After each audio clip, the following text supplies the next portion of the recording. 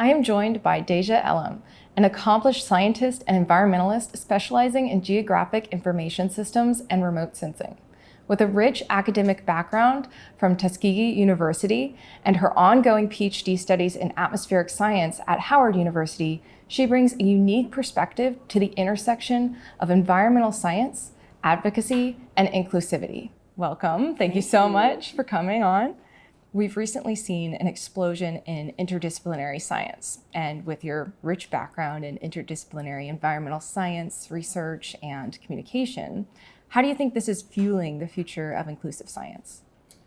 I think it's fueling it by bringing more of an environment of more people into this field. I come from Detroit, Michigan, where STEM education is not the strongest in our public school system. And I think one of my goals is to implement GIS and remote sensing and overall just environmental science more in the K through 12 education, sector, so that we can bring more of the next generation into this field. And scientists used to feel hesitant to bring up their personal beliefs with regards to science, specifically today, climate and environmental science. So what do you think has changed? That's a great question. I think people just have more openness. Really, I believe with social media and just, the next generation of people are more open to discussing more personal issues and try to, integrate that with science.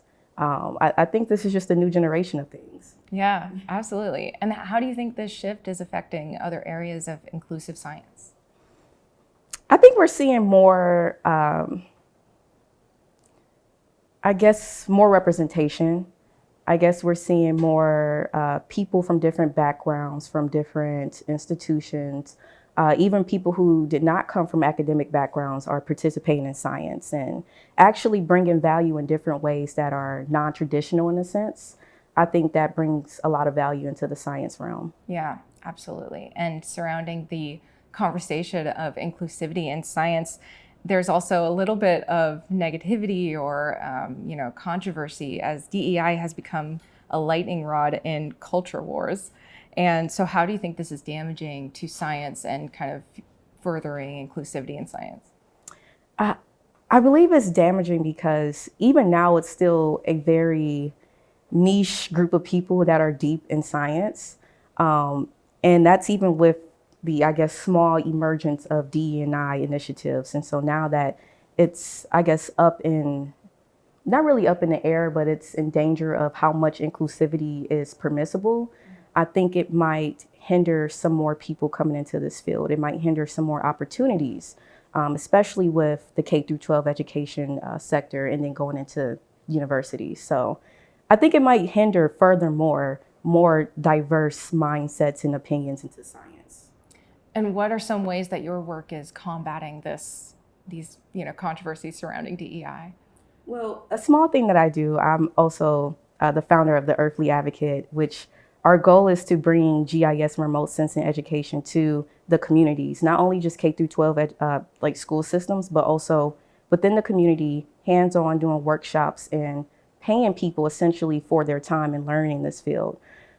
So one thing that I'm doing is actually, grassroots on the ground, doing workshops, actually going through environmental justice screening tools, teaching people who don't really have a background in this field what it is, how it's affecting your community, and what you can do to help mitigate it. That's just one thing that I'm trying to do now. I'm trying to accomplish more and more. That's amazing. And as one of AGU's voices for science, how has that program helped you use your voice to shape the future of environmental science? I love this program because it has helped me get more in contact with more of a community of people that's trying to do the same thing and really of different backgrounds, so we can kind of bounce ideas and support off of each other. We have weekly meetings where we just talk about our issues and pain points and ideas and how we can all support each other. So I think it's a great initiative that AGU has done.